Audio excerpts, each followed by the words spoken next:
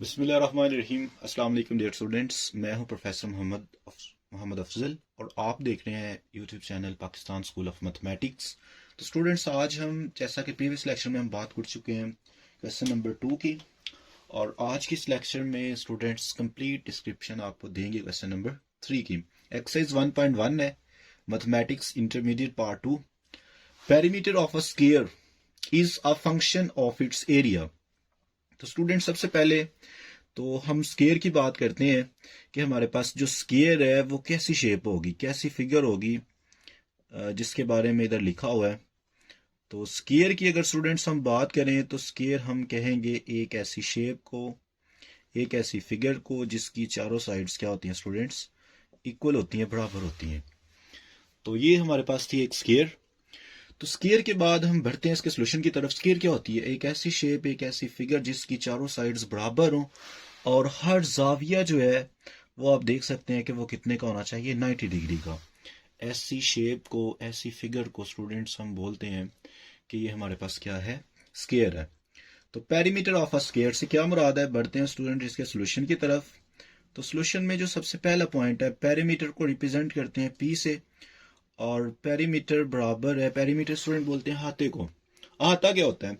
अहाता हमारे पास है कि अगर हम किसी भी फिगर की शेप की चारों साइड्स को सम ले लिया जाए, अगर चारों साइड्स को की मेजरमेंट ले ली जाए बैरूनी तौर पर, तो उसको सम अप कर लें तो वो स्टूडेंट्स हमारे पास इसका आ जाएगा पेरीमीटर। अब हमें पता है कि इसकी जो चारों साइड्स है x plus x plus x है, तो पेरीमीटर बराबर है, ये स्टूडेंट्स हमारे पास वैल्यू आ जाएगी 4x के बराबर। इसको अगर नाम दे दिया जाए इक्वेशन नंबर 1 का, कि जो स्केयर की पेरीमीटर है वो बराबर होती है 4x के। x आपके पास कोई भी एक साइड हो सकती है, एक साइड की आपने वैल्यू इन करनी है तो आपके पास पेरीमीटर आ जाएगा स्टूडेंट्स। लेकिन शर्त क्या है कि जो शेप है, जो फिगर है, उसका स्केयर होना चाहिए। अब स्टूडेंट बढ़ते हैं as a function of its area, साथ ही वो बात कर रहा है एरिया की। अगर हम एरिया ऑफ स्केयर की बात करें तो किसी भी स्केयर का स्टूडेंट्स जो एरिया है वो हम जानते हैं, वी नो दैट हम जानते हैं कि किसी भी शेप का जो एरिया है वो किसके बराबर स्टूडेंट्स होता है। एरिया के बारे में हम बखूबी जानते हैं कि एरिया ऑफ अ स्केयर बराबर होता है length multiply by width, length multiply by width. तो इधर आप लोग देख सकते हैं कि एरिया बराबर है, इसकी लेंथ भी एक्स के बराबर है और स्टूडेंट्स विड्थ भी एक्स के बराबर है। अगर मजीद हम इसको सिंप्लीफाई करने की कोशिश करें तो हमारे पास जो एरिया है वो आ जाता है, उसकी वैल्यू ए बराबर है एक्स स्क्वायर के स्टूडेंट्स, ए बराबर है एक्स स्क्वायर के। लेकिन देखिए क्वेश्चन नंबर 1 में जो है वो p बराबर है 4x के। हमने पेरीमीटर को बनाना है किसका? फंक्शन एरिया का।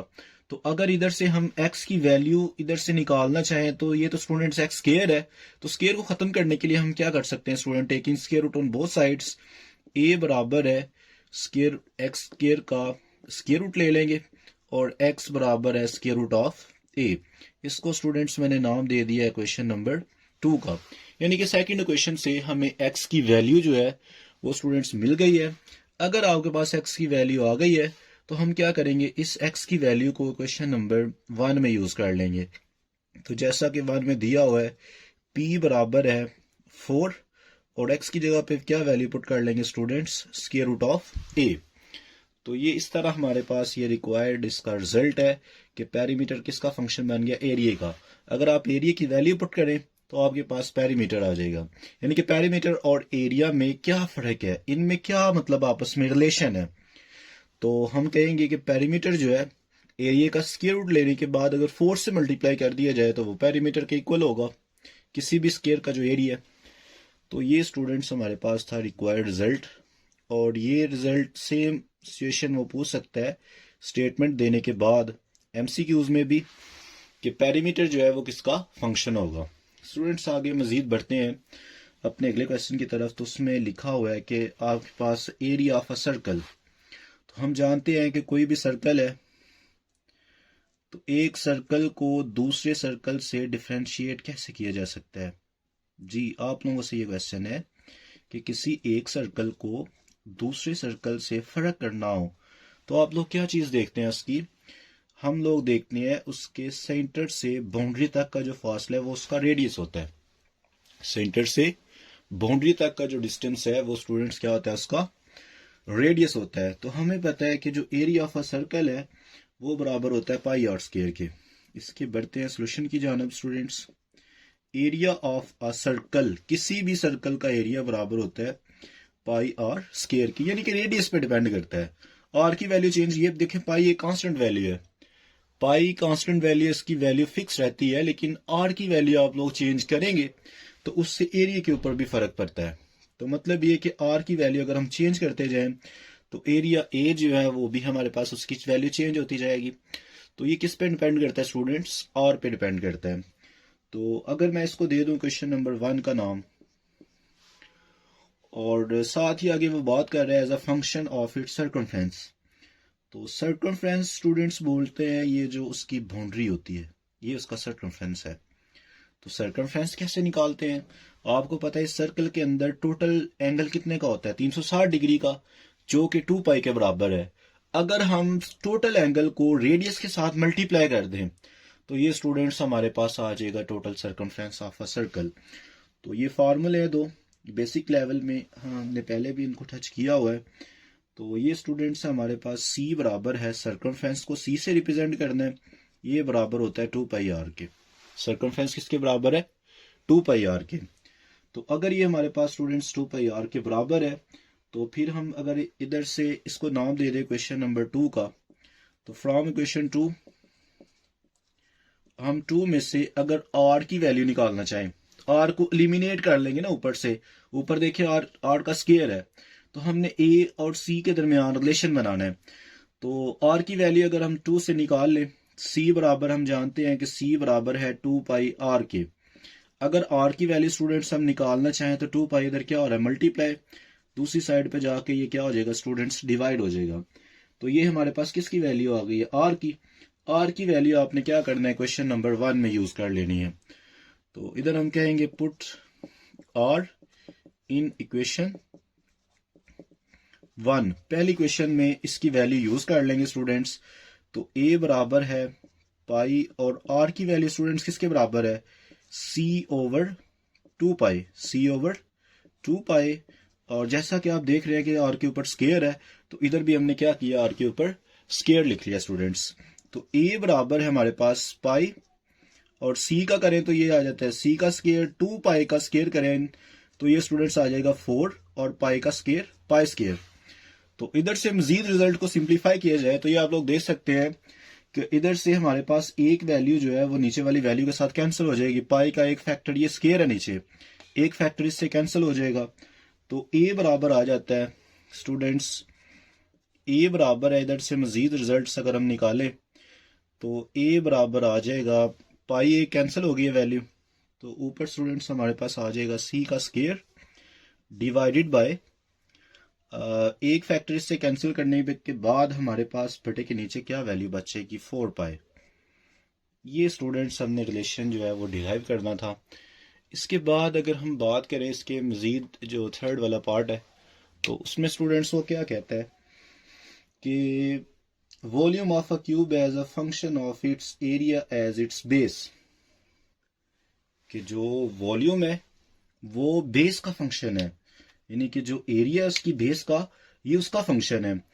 तो क्यूब बेटा ऐसी डायग्राम को कहते हैं हम जिसकी लंबाई चौड़ाई और ऊंचाई क्या होती है, बराबर होती है, जिसकी लंबाई चौड़ाई और ऊंचाई क्या होती है स्टूडेंट्स, बराबर होती है। तो अगर ये बराबर होती है तो स्टूडेंट्स बढ़ते हैं इसके थर्ड पार्ट की तरफ।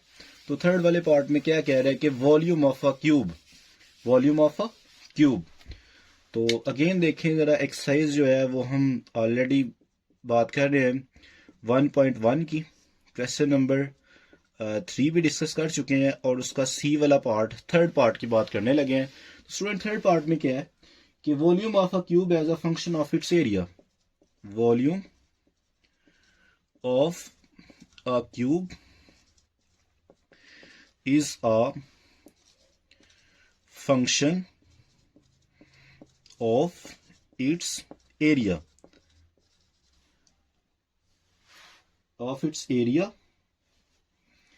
as its base, as its base, यानी कि जो एरिया है वो एज अ बेस के तौर पर कैसे इस्तेमाल हो रहा है। तो बेटा सबसे पहले तो हम एक क्यूब ड्रा करते हैं। इधर क्यूब ड्रा करना जी बिल्कुल आपको आता ही होगा।